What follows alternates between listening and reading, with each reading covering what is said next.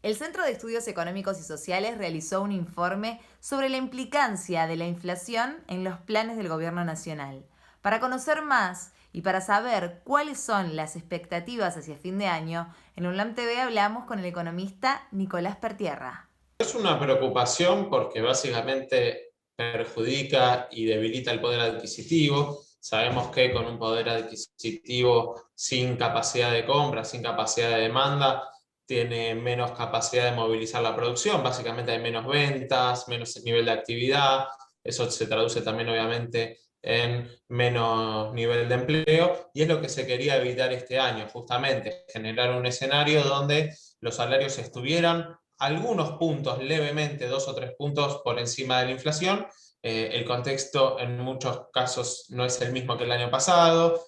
Hay un plan de vacunación en marcha, que eso obviamente es muy importante. Hay protocolos en las empresas. No todo el personal de las empresas está yendo a trabajar también. Hay la población de riesgo que está eximida de estar en los establecimientos de trabajo. Ese es un contexto bastante distinto al del año pasado. Entonces, las medidas económicas de restricción que se tomaron el año pasado no necesitan replicarse este mismo año. Sin embargo, obviamente, se afecta la actividad porque la incertidumbre hace que nos quedemos más en nuestras casas, que no sepamos muy bien cómo van a ser los próximos meses y hagamos lo mismo, no consumamos tanto, veamos por las dudas qué va a pasar y esperemos cuál es el desarrollo, el desenvolvimiento de segundas o terceras olas, y eso obviamente un poco perjudica la actividad económica. Lo que me parece es que en los últimos meses y las últimas semanas vimos un cambio en la estrategia del gobierno con el sector privado.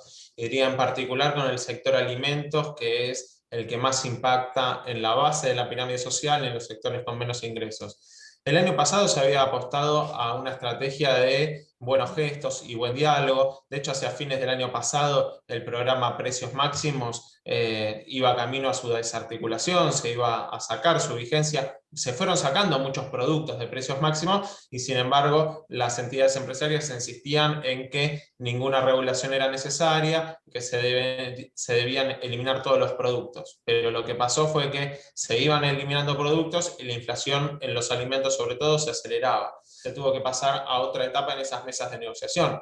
También el sector privado lo único que hacía era reclamarle al Estado todas las regulaciones y que renuncie a todos los instrumentos que tenía. Eso tampoco es una mesa de discusión muy equilibrada, donde lo único que tiene que hacer para el Estado es resignar sus herramientas de control, sus instrumentos de intervención.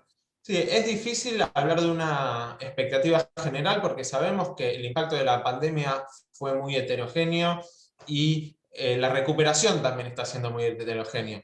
Entonces, en términos generales podemos hablar de un crecimiento respecto al año pasado, un 5% aproximadamente, que se va a incrementar la actividad, pero muy desparejo en cuanto a sectores. La construcción reactivándose muy fuerte, gastronómicos y turismo, entretenimiento todavía muy golpeados, y entonces va a haber que trabajar sobre esa heterogeneidad y la realidad de cada sector también, por más que en el global veamos alguna recuperación.